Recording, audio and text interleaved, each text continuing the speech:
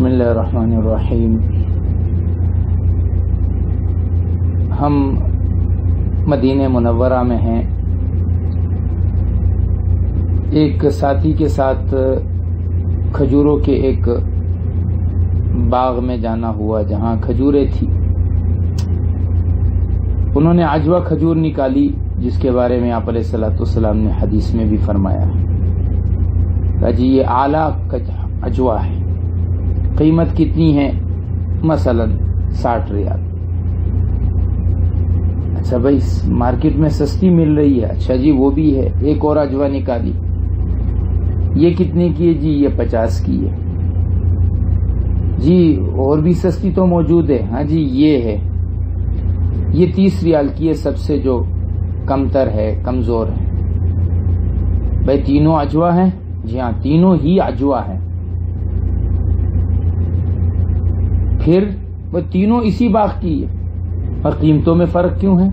یہ اعلیٰ ہے، یہ متوسط ہے، اور یہ سب سے ناقص کوالٹی کے حساب سے۔ یہ وہی عجوہ ہے نا جس کے بارے میں آپ علیہ الصلوۃ والسلام نے فرمایا تھا کہ جو آدمی عجوہ کھائے گا اس پر جادو اثر نہیں کرے گا، اس پر پاگل پن نہیں آئے گا۔ جی جی وہی ہے۔ بھائی وہ مارکیٹ میں 20 ریال کی بھی مل رہی، نہیں، وہ عجوہ نہیں ہے، وہ عجوہ میں قلمی کو مکس کر دیا گیا۔ میں ان دونوں دوستوں کی بات سن رہا تھا اور دل میں سوچ رہا تھا کہ ہم نے بھی ہمارے نبی صلی اللہ علیہ وسلم کی احادیث کے ساتھ کچھ زیادہ ہی ظلم کر لیا ہے۔ کچھ لوگوں نے اعلیٰ درجے کی حدیثوں کو حدیث مان لیا، اور اس سے نچلے درجے کے عجوے کو تو عجوہ مانتے ہیں، پر اس کے نچلے درجے کی حدیثوں کو حدیثیں نہیں مانتے۔ کچھ لوگوں نے عجوہ میں قلمی کو مکس کر کے لوگوں کو بیچنا شروع کر دیا۔ ہم نے بھی احادیث کے ساتھ ایسی چیزوں کو مکس کرنا شروع کر دیا کہ جو میرے نبی صلی اللہ علیہ وسلم کی ذات پر جھوٹ ہے۔ آج وہ زمانہ آ گیا ہے کہ جب میرے نبی علیہ الصلوۃ والسلام نے فرمایا من احیا سنتا من سنتی فلہ اجر 100 شہید، جو میری ایک سنت کو زندہ کرے گا اس کو 100 شہیدوں کا اجر ملے گا۔ میں آج اپنے تمام گروپ کے تمام ساتھیوں سے ایک عہد لینا چاہتا ہوں، بقول بیعت روف صاحب کے آپ سے ایک بیعت لینا چاہتا ہوں، خصوصاً جو علماء ہیں ان سے، کہ آئیے ہم یہ عہد کر لیں کہ ہم اپنی زندگی کو قرآن مجید کی تعلیمات، حضور اکرم صلی اللہ علیہ وسلم کے ارشادات اور حضرات صحابہ کرام رضوان اللہ اجمعین کی زندگی کی روشنی میں گزاریں گے۔ خصوصاً علماء سے میری یہ درخواست ہے کہ جب بھی بیان کرو قرآن اور حدیث کی بنیاد پر بیان کرو، حضرات صحابہ کرام کی زندگیوں کی بنیاد پر کرو، اور ہمارے نزدیک ہر حدیث ہے جب تک اس میں کوئی جھوٹا آدمی نہ آ جائے۔ اگر کوئی کذاب آتا ہے کہ یہ جھوٹا ہے، یہ راوی جھوٹا ہے، وہ حدیث نہیں ہو سکتی، وہ عجوے میں قلمی کا مکس ہے۔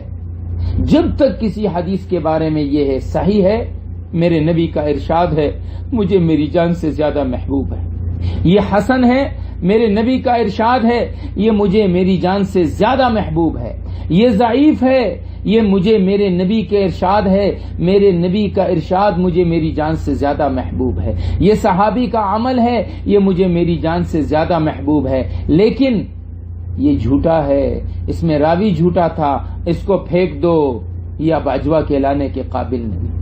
عجوہ کا 60 ریال کا عجوہ، 100 ریال کا عجوہ، اس میں بھی وہی تاثیر ہے، 40 ریال کے عجوے میں بھی وہی تاثیر ہے، 30 ریال کے عجوے میں بھی وہی تاثیر ہے۔ میرے نبی صلی اللہ علیہ وسلم نے فرمایا کھلاؤ اس کو، کھاؤ اس کو، اس لیے کہ اس سے اللہ سحر سے حفاظت کرتے ہیں، جنون سے حفاظت کرتے ہیں۔ ویسے میرے نبی کی ہر حدیث میں یہ تاثیر ہے، جو صحیح پہ عمل کرے گا وہ بھی جنت میں جائے گا، جو حسن پہ عمل کرے گا وہ بھی جنت میں جائے گا، جو ضعیف پر عمل کرے گا وہ بھی جنت میں جائے گا، لیکن جو جھوٹی حدیثوں کو کہے گا، جھوٹی حدیثوں پر عمل کرے گا وہ جہنم میں جائے گا۔ میرے نبی نے فرمایا من کذب علی متعمدا فلیتبوأ مقعدہ من النار، جو میری ذات سے متعلق جھوٹ باندھے گا وہ جہنم میں اپنا ٹھکانہ پکا سمجھے۔